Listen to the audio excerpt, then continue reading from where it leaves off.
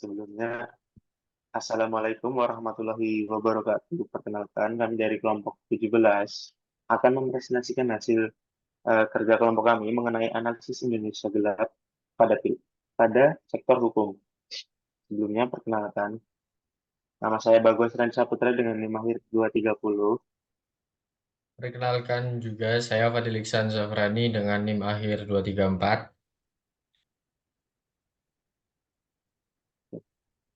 Latar belakang, tiga rancangan undang-undang strategis, yaitu RUU TNI, RUU Polri, dan RUU Kejaksaan, menuai kritik luas karena dinilai berpotensi melemahkan prinsip demokrasi, supremasi sipil, serta akuntabilitas lembaga hukum. RUU ini dianggap sebagai kemunduran dari semangat reformasi tahun 98 yang menuntut pemisahan peran militer dan sipil serta penegakan hukum yang adil.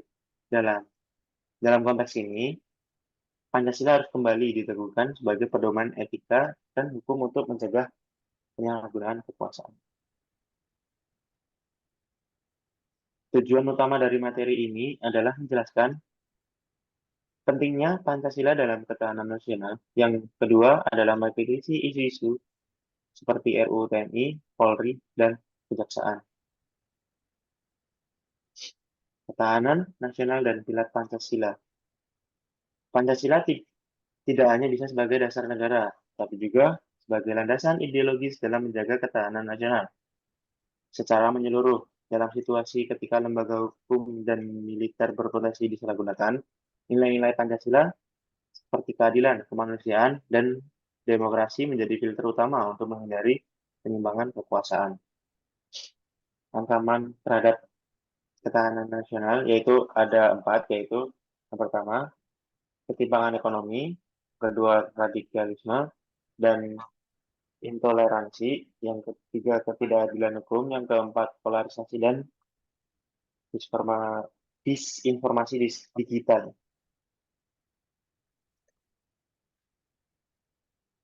Selanjutnya, isu RUU TNI. Revisi RUU TNI memperluas jabatan sipil yang dapat diisi oleh perwira aktif TNI, termasuk di lembaga penegak hukum dan sipil seperti Kejaksaan Agung dan Mahkamah Agung. Hal ini dikhawatirkan akan mengembalikan peran dominan militer dalam kehidupan sipil yang bertentangan dengan semangat reformasi dan supremasi sipil dalam negara demokratis. RUU ini dikritik karena disusun tanpa partisipasi publik yang memadai dan dinilai terburu-buru. Banyak pihak khawatir akan bangkitnya kembali di fungsi militer secara menurunnya akuntabilitas publik karena militer memiliki sistem pengawasan tertutup yang tidak cocok dengan birokrasi sipil dan demokratis dan transparan.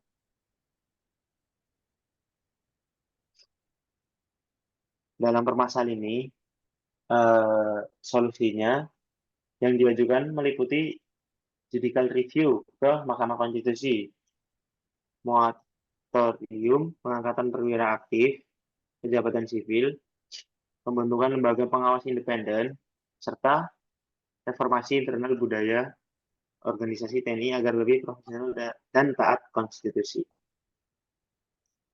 Yang kedua dari isu Polri, isu strategis RUU Polri. RUU Polri ini memberikan perluasan kewenangan kepada kepolisian, termasuk pengawasan informasi dan media, tanpa memperkuat mekanisme pengawasan. Hal ini menimbulkan kekhawatiran bahwa Polri bisa menjadi alat represif terhadap kebebasan sipil dan semakin terseret dalam urusan politik praktis. Selanjutnya ada kritik terhadap RUU Polri. RUU ini dianggap mengabaikan akar masalah di tubuh kepolisian seperti kekerasan aparat, pelanggaran HAM, serta korupsi internal. Masyarakat sipil menilai bahwa RUU justru memperkuat kekuasaan Polri tanpa membenahi akuntabilitas dan profesionalitasnya terlebih dahulu.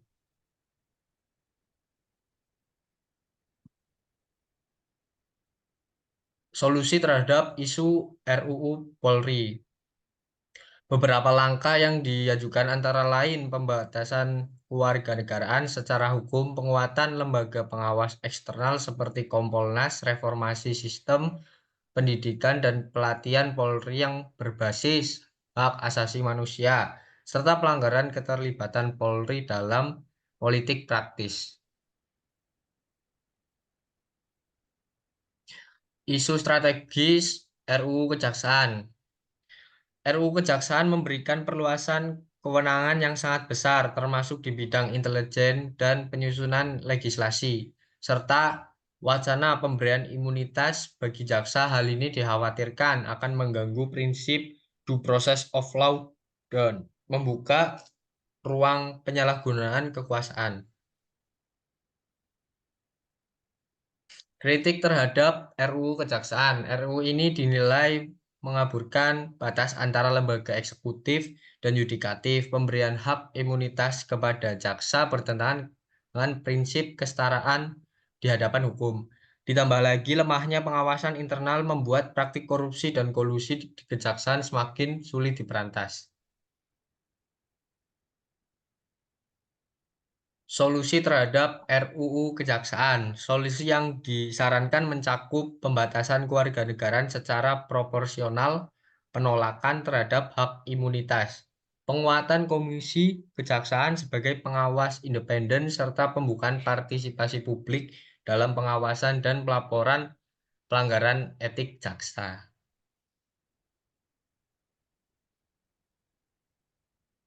Penutup dan rekomendasi. Pentingnya partisipasi publik. RUU strategis yang menyangkut TNI, Polri, dan Kejaksaan harus disusun secara transparan dan partisipatif.